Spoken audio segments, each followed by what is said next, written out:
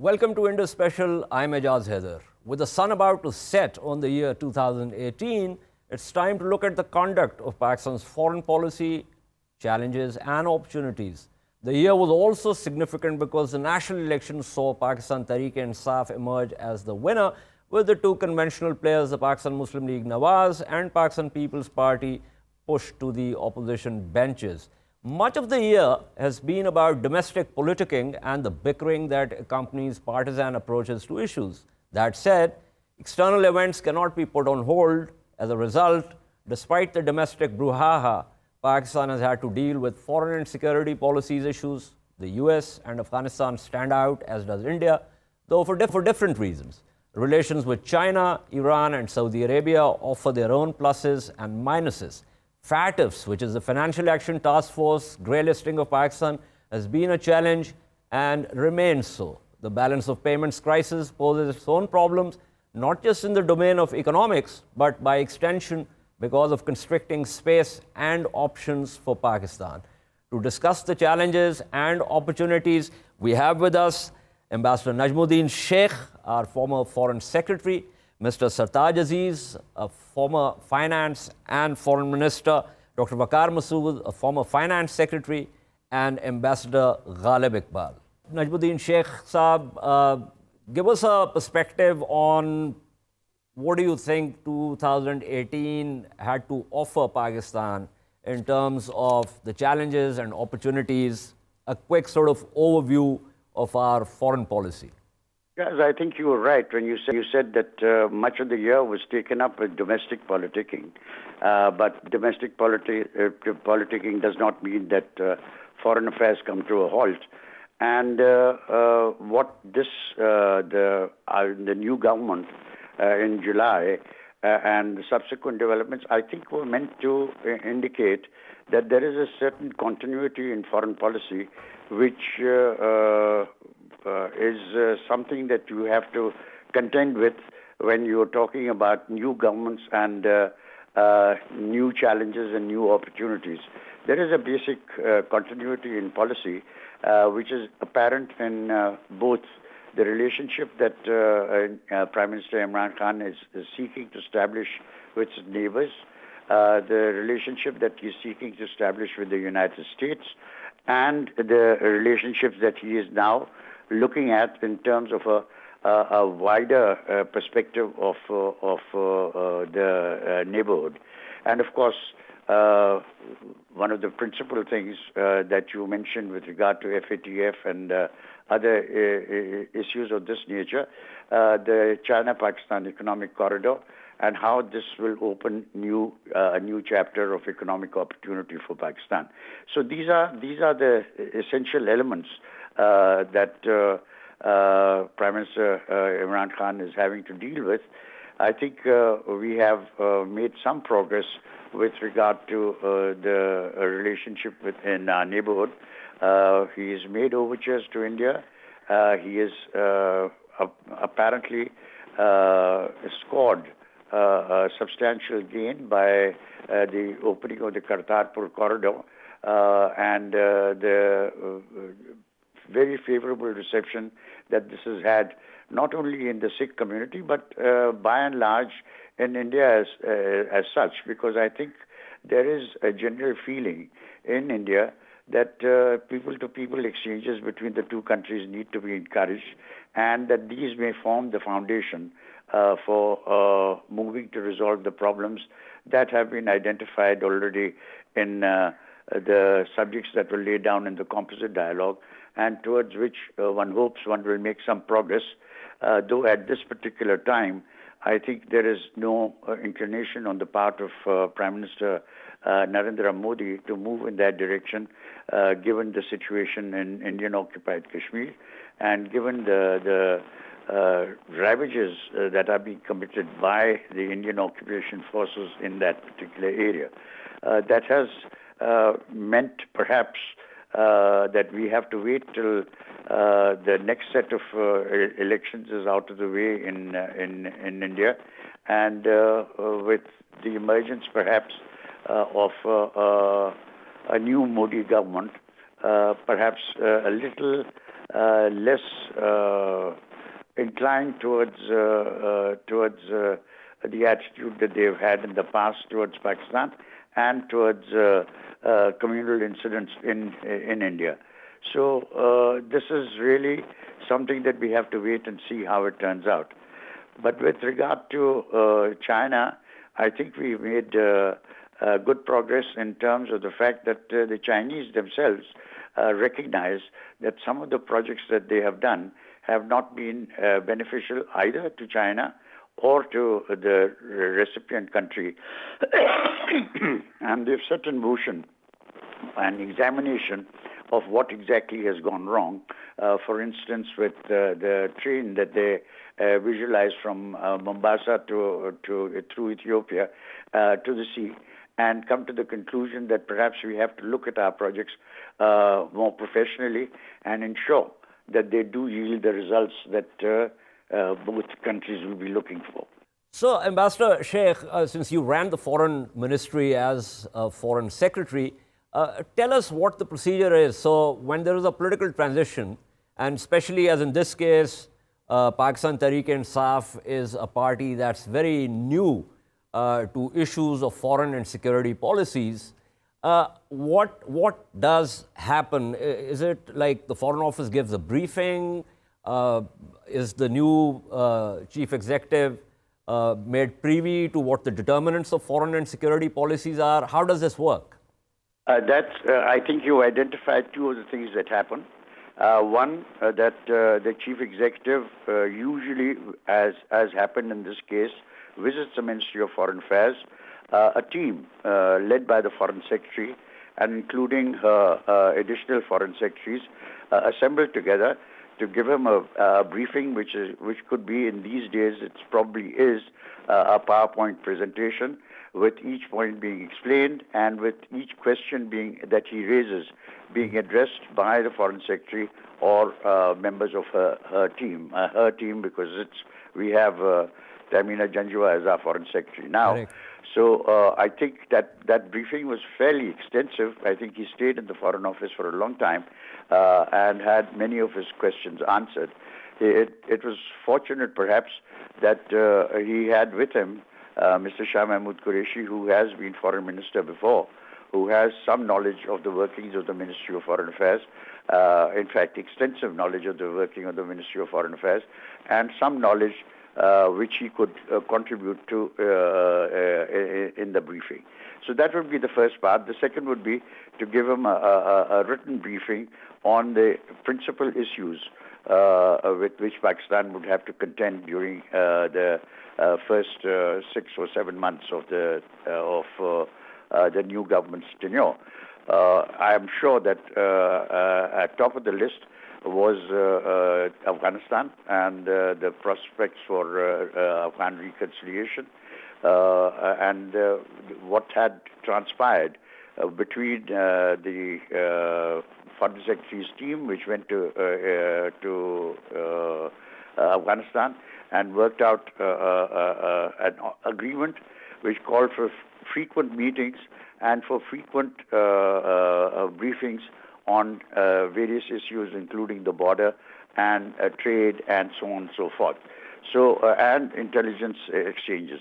So I think that was probably top of the papers that he received. The second paper would have pertained to relations with the United States, where again there were issues on which I think we found that there could be greater convergence, but had to be worked at, with relief being felt at the fact that the Americans had accepted that there could be no military solution and that a political solution had to be worked out, which meant that the Taliban had to be brought on board and some agreements reached with the Taliban which would extend this process. Third, I think, would have been the Chinese-Pakistan cooperation and the question marks that had been raised with regard to what would be disclosed or what would not be disclosed with regard to the need for Pakistan to go to the IMF and for Pakistan to be able to address some of the questions relating to the FATF And I think that on that too, good progress was made. I think now it has been accepted that there will have to be greater disclosure, as I think right now, as things stand, it is unlikely that despite all the assistance that we've received from Saudi Arabia, UAE and China, that we will be able to dispense with an IMF program, for the very simple reason that if the IMF program is to be is not there, then our recourse to the international market for meeting all our requirements this year, which I assume to be about $30 billion, would not be met.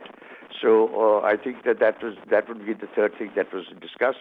And I think the Chinese have cooperated by putting out, having their deputy chief of mission in Islamabad provide full details of what the Chinese believe is the debt obligation incurred by Pakistan and the repayments that would be required for this starting over the next 20 years. 20 years. Over the next 20 years. Thank you so much. That was Ambassador Najmuddin Sheikh speaking with us and giving us an overview of 2018 foreign policy challenges and opportunities.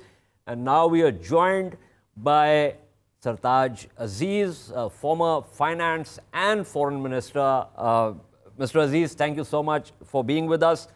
Give us a sense of what 2018 was like as far as Pakistan's foreign policy is concerned, especially because there was a political transition and the better part of the year was certainly more about domestic politicking and partisan approaches than foreign policy. But of course, there was the issue of the Financial Action Task Force, the Indian intransigence, of course, and developments with the United States and Afghanistan. Give us a perspective on what you thought 2018 was. Well, 2018 was in a way a difficult year in the foreign policy area. And this was not something to do with us much. It is because in the case of USA, the transition from President Obama to President Trump was very difficult, and he adopted a hostile attitude from the very beginning. So the effort to keep the relationship ongoing was not easy. Similarly, in India, ever since Modi had come, he had adopted a very hostile attitude. And so this combination between India, America, and Afghanistan, which has been hostile throughout this period, was a formidable challenge throughout 2018. But fortunately, towards the middle of the year, Trump administration realized that they have to leave Afghanistan, and they wanted a face-saving approach, some kind of a settlement. So finally, they accepted something that we have been arguing with them for several years, that without a political settlement, a military solution is not possible.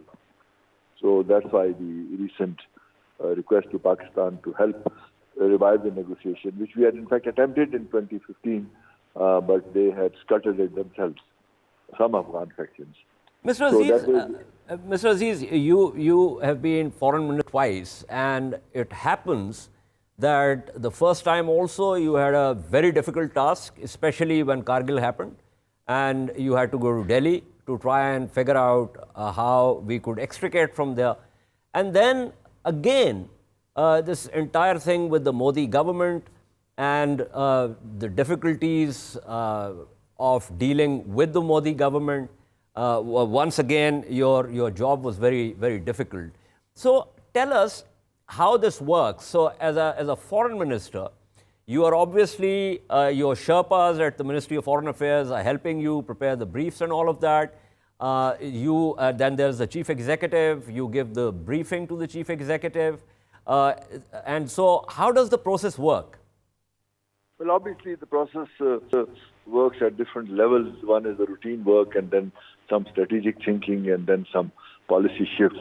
In our case, I think the fact that America, during the Obama period, of course, our relationship were much better. I managed to get the strategic dialogue resumed when Secretary Kerry came in August 2013, and we had 3 rounds in January 2014, then February 2015, and then January 16, once in Islamabad, twice in Washington. And so we had quite a good. Now, of course, when the 2 press notes come closer, we are boast about it. I had joint press conferences with Secretary Kerry in all these occasions, and subsequently also. So under Obama, it was much better, although the underlying problem was there. But then, after Trump came and the situation in Afghanistan became worse, they are actually scapegoating Pakistan. So at that time, our strategy was not to allow the relationship to get deteriorated, but in my view, the most important thing during my second tenure was the strategic shift towards the east. President Xi's visit, President Xi of China's visit to Pakistan in April 2015 was in a way the turning point, because our relations with China have already been very good and positive, but it went to a new threshold after he came and the CPEC was launched and a number of things. So this strategic shift, and this is for economic and political reasons. In the meanwhile, I think the second good thing was our relation with Russia also improved during this period. And so I think one of the reasons why the U.S. was unhappy with Pakistan, they could see that we are actually moving from the American orbit into the Eastern orbit, Eurasia, in fact, both Russia and China together. And obviously, they couldn't say no because it was an economic pact. But for Pakistan, at a time when the global recession was much stronger, secondly, our exports were not going well. It was difficult to get even $1 or $2 billion from IFIs. To get a bonanza of $60 billion, even if it's disbursed over 8 or 10 years, was a major departure, and this was a major factor in our 2 major achievements in the economic field, solving the energy crisis, as well as, in the meanwhile, pushing up the growth rate to almost 5.8 or 6%. So these were the, in a way, for us, the positive side. But we did not want in the process to lose our relationship with America. We wanted it to focus more on trade and on investment, education, and things of that kind. But obviously... To become more comprehensive. Yeah, more comprehensive, and sort of shift the focus instead of Afghan-centered, to have a broader relationship. We did succeed in education and 1 or 2 other fields, but I think ultimately Trump's priority was Afghanistan.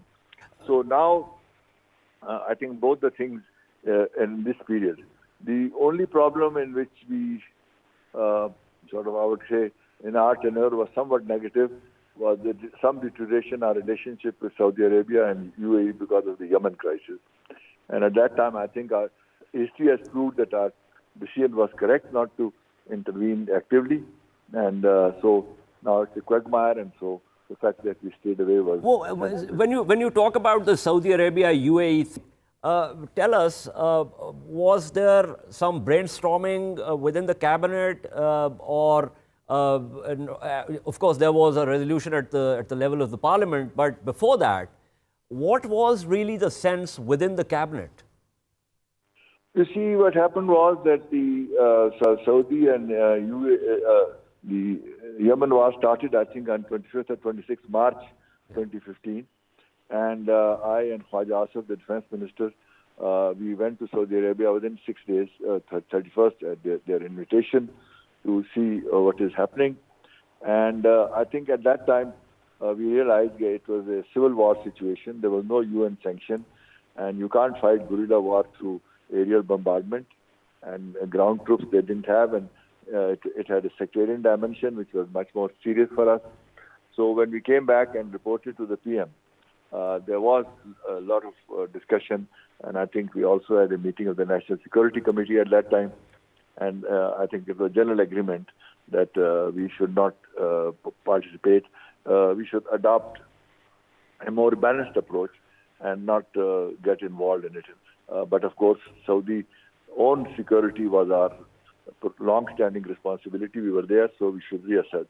So that is when the decision was made that to go to Parliament to see what it's saying. And Parliament. But were you aware of the fact that there was going to be backlash from Riyadh and also the UAE, and there was a backlash?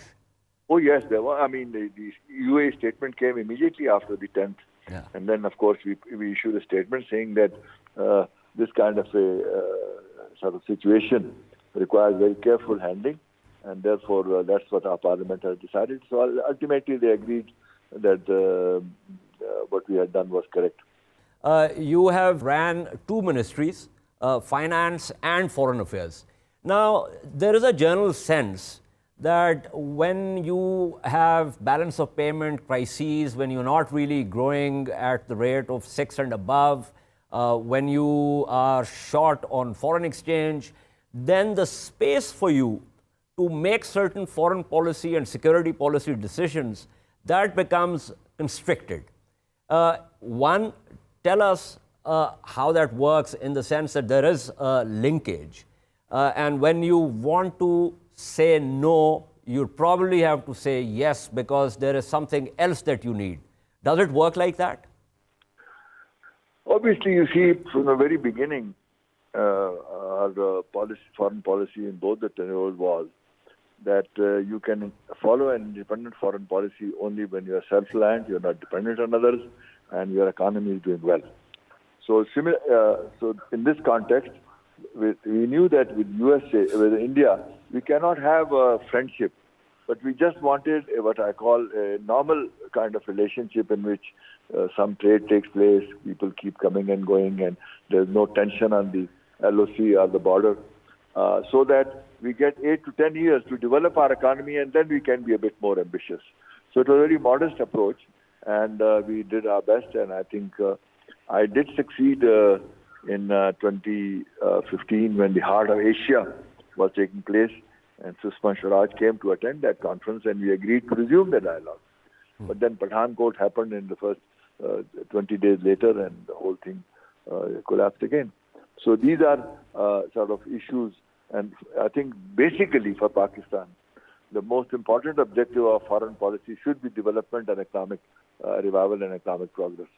And that is the context in which I think our relations with China helped us, and we realized that the two major prerequisites are security, because we control terrorism both in Karachi and then in FATA, Operation Arbeyaz. And that's how the growth, and then the energy crisis and the growth rate started improving from 4 to 4.5, 5, and then 5.8.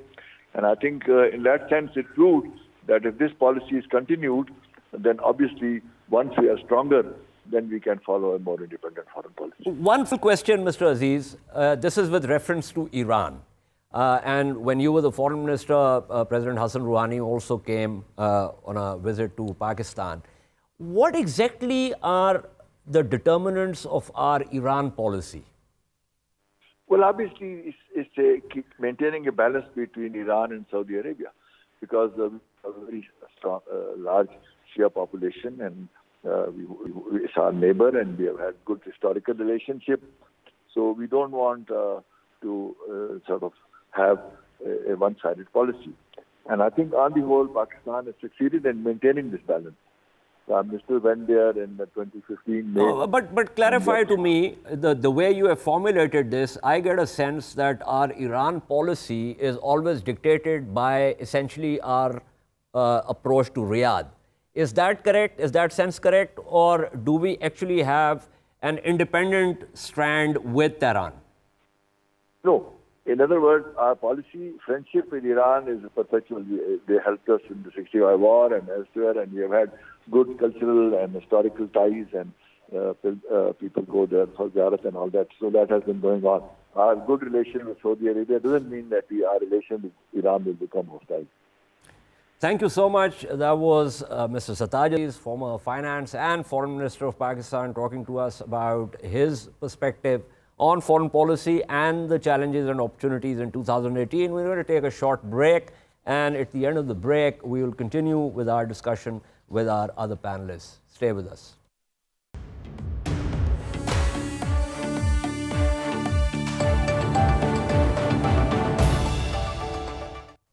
Welcome back to Indus Special. We continue with our discussion of 2018 in terms of foreign policy challenges and opportunities.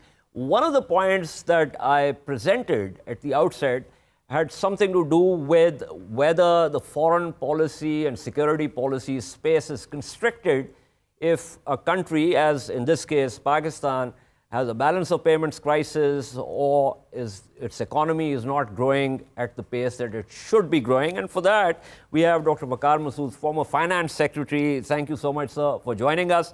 Give us a sense of starting with the FATF grey listing experience and whatever we need to do to get out of that grey listing. Or is it okay if we want to stay there? Because some people also talked about the fact that we could move from grey to black, although there's some confusion about that because some of the analysts say that if you are dealing with FATF, then you cannot be blacklisted. So can you clear this confusion up for us? Thank you, Ejaz. And this latter point that you mentioned, that's the factual thing. Only two jurisdictions are really, and you know who those are, Iran and North Korea. Yeah. That perhaps qualify into non-cooperative jurisdictions. They may have their good reasons why they are out of it, but I think for us to be categorized in that category is something which is out of question. We are engaged with them. The new plan, even though it is very onerous, we are still accepting it and working to perform within that. And you're right. I mean, this year it started off badly on FATF account in February, and partly due to our own shenanigans. But also it was appeasement from a U.S. side to the Indian interests, and mostly their FATF focus is towards Pakistan is driven by whatever India is really wanting. Now they are there, but I think things have moved on since then, and the overall scenario in the region has completely transformed. The developments that are taking place in the neighborhood are monumental, and I hope that we will make very good use of this opportunity. And that it is already settling many of the sort of points of tension between us and the powers in the West. So let's hope that this will also facilitate the FATF process. Dr. Masood, when you say that we did not handle it well, what exactly do you mean? Could you be more specific? Well, you know, as it has been reported that there was a near consensus that Pakistan has come back with some significant work and that they should be given another chance. And, I mean, our foreign minister immediately tweeted that thing and cast it in the framework of the U.S. being defeated in its efforts to corner us, and that was the turning point. So you were saying that tweet was a diplomatic faux pas?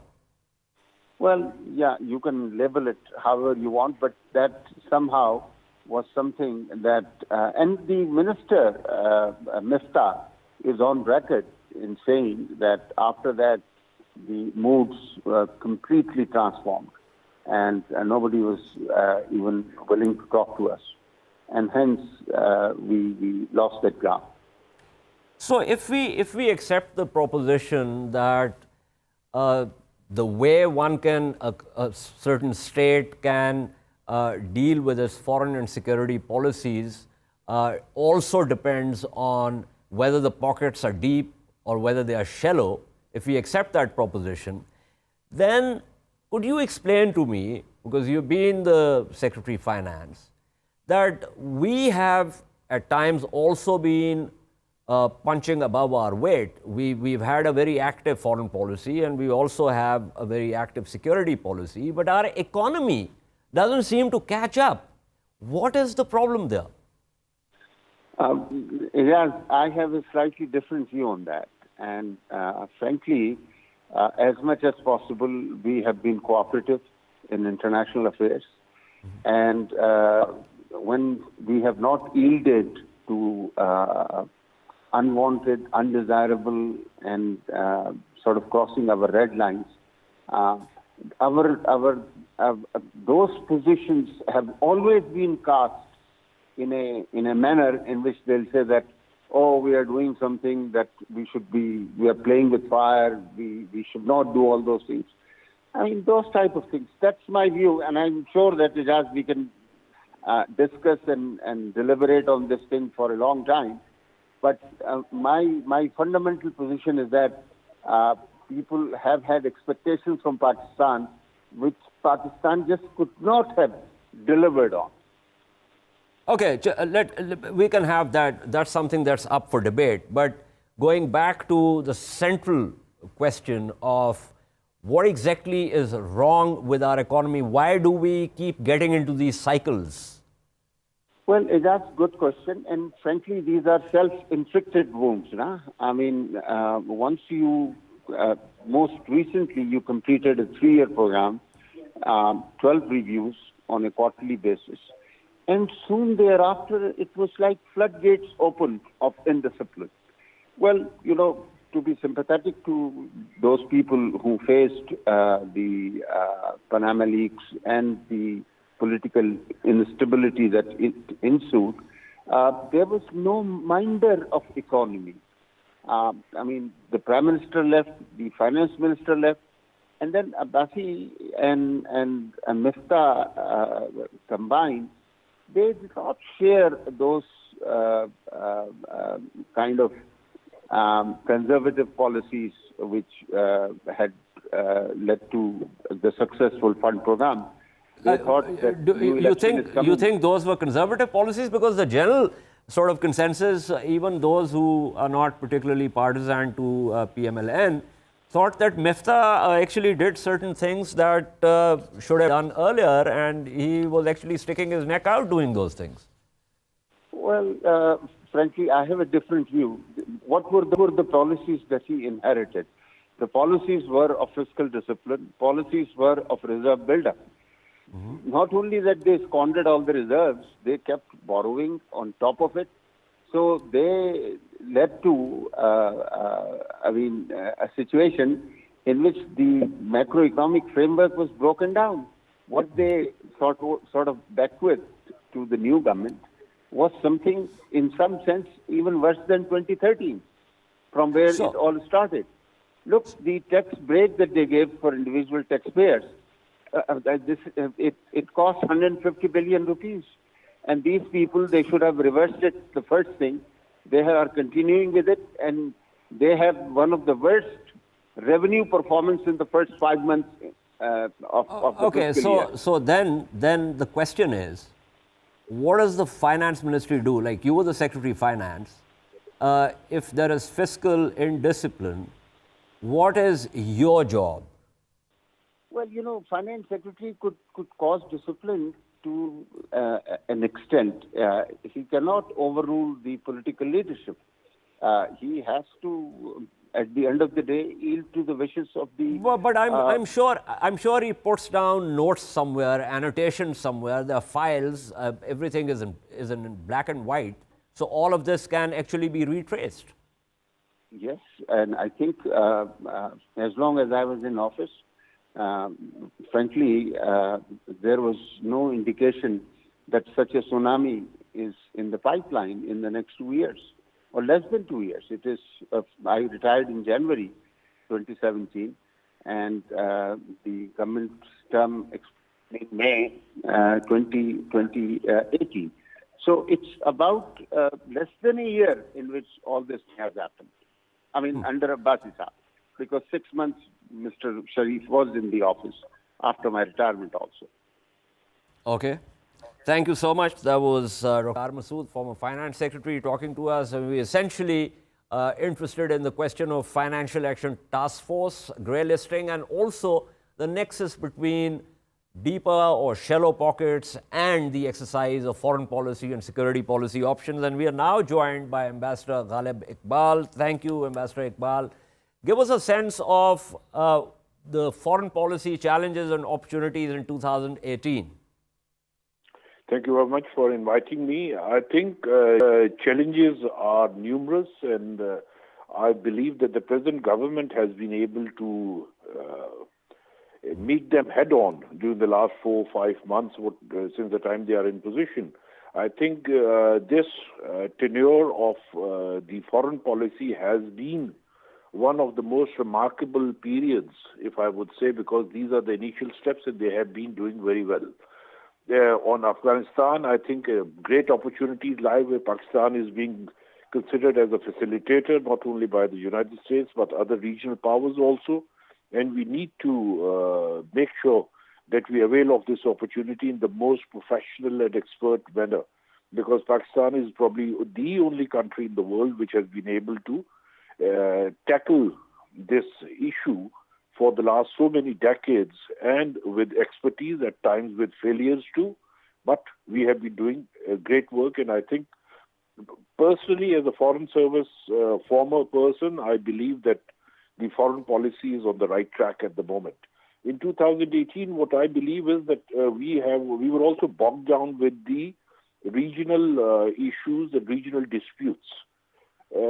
Beyond that, we need to enhance our influence. Pakistan needs to enhance its influence. That's a very good observation, Ambassador Iqbal, because I know you have a lot of experience of dealing with the European countries. Tell us, how important, if at all, is our relationship individually with the Western European countries and also with the European Union? I think European Union is probably one of the most important relationship we have in diplomacy, because we do a good amount of trade with them, which is about 13 billion euros. And after getting the GSP Plus in 2014, and then getting the second approval for GSP Plus, I think we can very easily enhance this trade to double. It won't take very long, but you need to think out of box now. If you do not think out of box while dealing with the Europeans, I think it's not going to take off, because... Master Iqbal, there is a big if. I'm sure, when we talk about our foreign policy and our potential, everyone seems to think that, yes, we can do this. But the problem is that somehow it never gets done. I will give you one simple example. With GSP Plus, when you can send your textile and all the items approved under GSP Plus to Europe, the buyers still need to come to Pakistan to buy it. Why can't we do one simple thing, that buy 2 or 3 bankrupted companies in European countries and get all the things imported through those companies within Europe, and your buyers should start coming over there? The main problem they feel is that the security situation is not very good in Pakistan, and that's the reason they don't want to come. They can deal with you in UAE, they can deal with you in any other country except for coming to Pakistan. Aren't they already doing that? No, there are only 2 companies at the moment. I know of France, I know 2 companies which have been there for quite some time. They have purchased these companies and they are importing things. GSP Plus is being done, but it's being done to Pakistan. Everything goes from here, it goes to a local company.